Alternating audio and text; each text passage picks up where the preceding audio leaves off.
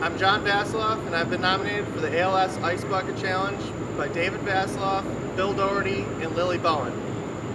I'm nominating Michael Vlog, Brian Fox, Jim Kerwin, and Paul Bruce.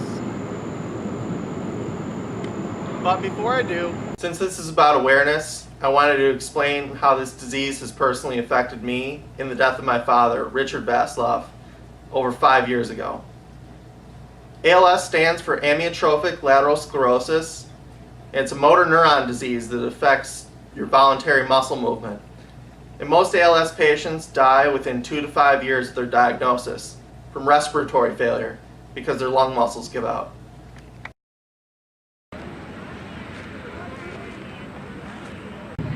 When my dad was first diagnosed, the first thing he lost was the use of his right arm.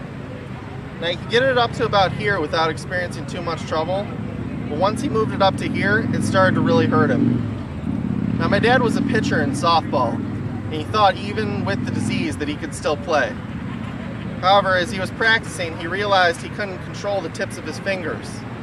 And after only walking 2 people in his entire softball career, he walked 4 in one game, and realized he'd have to give up one of the things that he loved the most.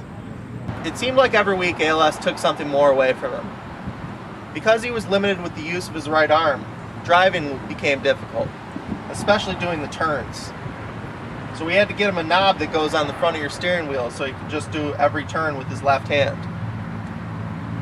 Simple things like putting on a seatbelt that we take for granted every day became a real struggle and required inventions like a stick with a curve at the end for him to be able to get out. Despite the limitations from his disease, my dad continued to work, since he was the primary source of income for our family.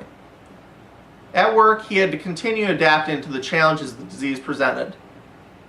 Because his arm started to hang limp at its side, he could no longer shake hands with his right, and had to start using his left arm to shake hands. He was in a desk chair with wheels, and actually the force from standing up pushed it back so he didn't have enough power to stand. Only when he pushed the chair back into a wall could he get enough force that propelled him to stand forward. Eventually the disease progressed where he realized he needed to retire. Not long after, he was confined for the rest of his life to either a wheelchair or a reclining sofa chair. He required 100% care, including brushing his teeth, bathing him, feeding him, and taking him to the bathroom. He was also on oxygen 24 hours a day. ALS is a disease that affects your body, but it leaves your mind completely intact to know what's happening to you. When you're diagnosed, as of right now, you've received a death sentence. I can't say my dad handled his disease with complete grace, but he handled it as best as one could expect given his circumstances. The money raised so far from the ALS Ice Bucket Challenge has been incredible. I really do feel like it's bringing us closer to a cure. So on behalf of people like my dad, please keep donating and raising awareness so that a diagnosis of ALS will no longer be a death sentence. Here we go.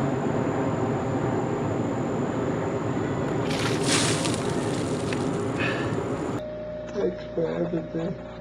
Thanks for coming. And thanks for your generosity.